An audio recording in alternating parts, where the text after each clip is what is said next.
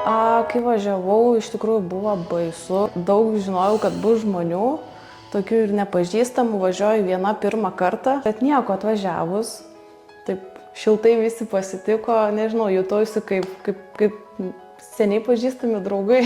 Palaikymas, bendruomenė, labai žmonės išsilavinę, žinantis, ką daro, mylintis tai, ką daro ir atiduoda save kitiems. Iš tikrųjų 100%. Grįžo prisiminimai.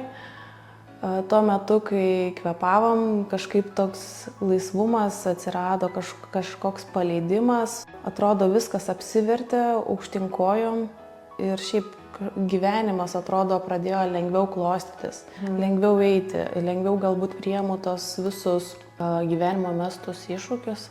Net galbūt tai jau kaip pasidarė įprotis, atrodo, specialiai to nedarai, bet įsijungia, taip automatiškai viskas. Mano darbe būna tų visokių stresinių, tokių įtampų situacijų, tai tas irgi toks ir su klientais tenka kartu pakvėpuoti. Mažas procentas žmonių, kurie moka kvėpuoti, labai būna šonkuliai sulipę, diafragma sukietėjus, nedirbanti tinkamai. Tai va, tenka su jais kartu irgi kvėpuoti.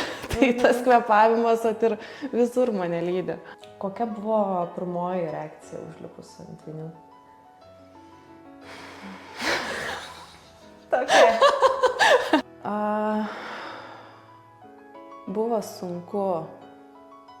Buvo labai sunku susivaldyti. Sunku buvo priimti tą, galbūt skausmą, jo. Įtampą, skausmą. Pasidarė labai karšta. Pasidarė labai karšta, jo. Įdomi labai patirtis, norėčiau dar kartą. Ką palinkėtum žmogui, kuris pirmą kartą ateina į Inhabit? Tarkim, atsikelti ryte anksčiau, kad pasimankštinti, pasportuoti. Gal geriau pamiegosiu pusę valandos ilgiau.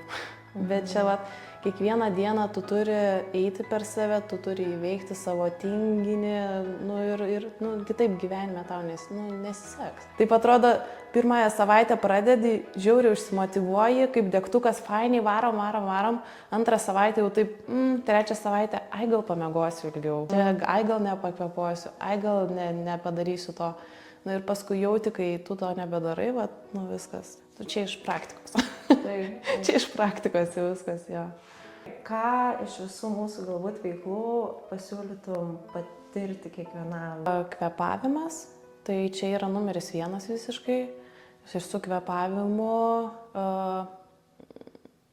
šaltas vanduo. Vis tiek padeda, kad ir kaip bebūtų, padeda nuimti tą stresą, įtampą, arba kai jauties, kad kažkur skraidai ten padebesiais, nesupranti, kur pats esi, tai tas įžeminimas, labai geras įžeminimas yra. Tada grįžti į save, pradedi jausti save, jausti savo kūną. Tai du tokie turbūt pagrindiniai dalykai. Kombo, ne? Tas kombo yra bomba kažkokia. Ir mankštas, aišku, vis tiek.